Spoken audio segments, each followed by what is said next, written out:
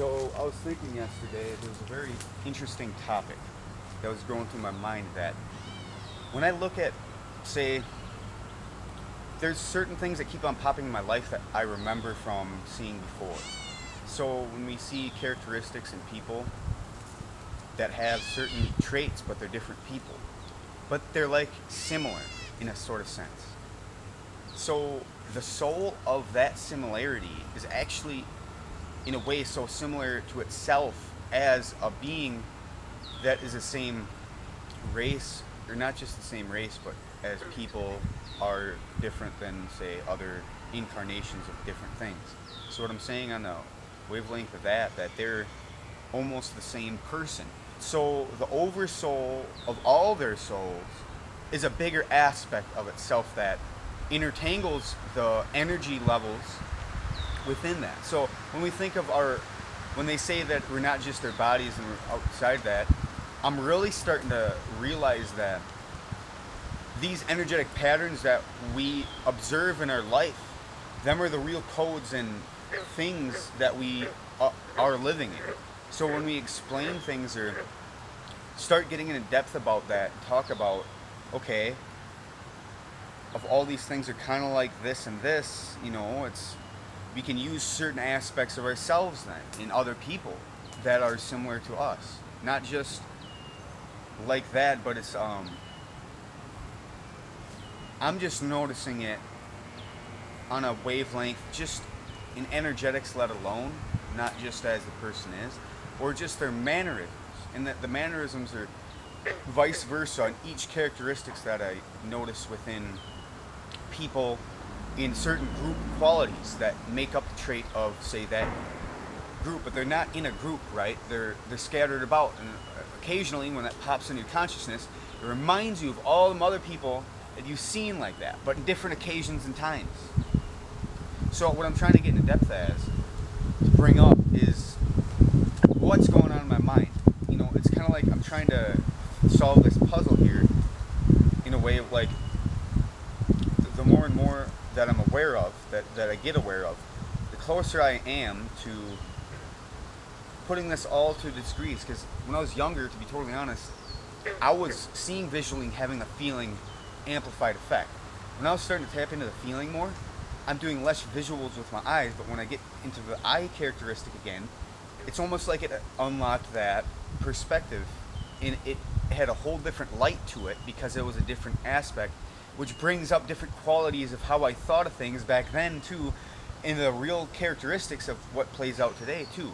But that's just being aware of it, because there's times where I had to be aware of something else more than, but all the things were great in itself. That's why when I look back and I feel these childhood aspects in a way, like I was climbing a tree and I was really trying to remember and slowing down a little bit and trying to remember all that, and I'm just realizing more of everything of that we experience through life that is real. So, like when we get older, we drop certain aspects that were real, that are real. It's every characteristic of what is real. It's just that what we learn is not necessarily bad, but ultimately we're taking some things out, which we can't do that in order to realize the full aspect of everything. So like, that's why I'm looking at everything and not just what I want to look at, right? And then that's part of the reason, but certain times when you want to feel good, will yourself to feel good and you will feel good. It's not like, you know what I mean? It's all in the mind of that characteristic which gets going. And that's what people dwell into, or what gets affected is in the eternal thought process of whatever's going through. So somebody could be thinking about things a lot rather than enjoying their life, or enjoying themselves a lot rather than thinking about their life. But it takes all the characteristics to make this function go. But are we fully aware of all the similarities in life as the trueness of life? When I tap into the birds, I'm reflecting and getting in that deep consciousness when I was a little kid about these birds, about these aspects, about these deep feelings. And it's what's the bird's consciousness is so different, and it's so much more wise in a way than way we perceive it, but we have different aspects in that category, so it all makes sense though of everything's function of how this planet is what it has here.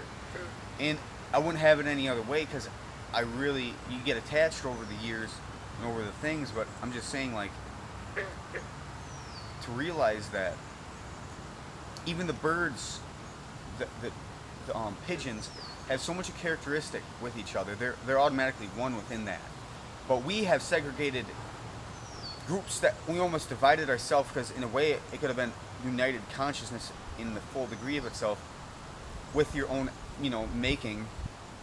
So more would be individual, but at the same time, we could share more of the aspects that make us all whole, to not be in a segregated group aspect, to then not be as a powerful force as it could be. See what I mean? Now, did I say that fast enough for this to go? Yes, it's still going. Because I felt like at least 8 minutes. Because I was trying to get this up fast enough so I can do this. Oh yeah, I tried this. It's like a seaweed type stuff. But guess what? I can't even see where. There it is. That's where I bet it off right there. Or I picked it off. But the thing is that. That's pretty cool.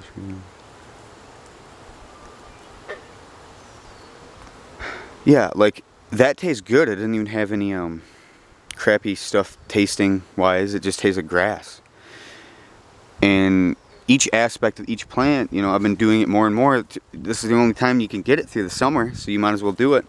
But don't eat anything that that's going to be poisonous for you, you know what I mean? So everything's good. In a certain aspect, like some people, and I don't know, they learn things of what's good and then not bad, so then they'll really realize what to do in life, not to be the bad and be the good rather than dwelling in the bad.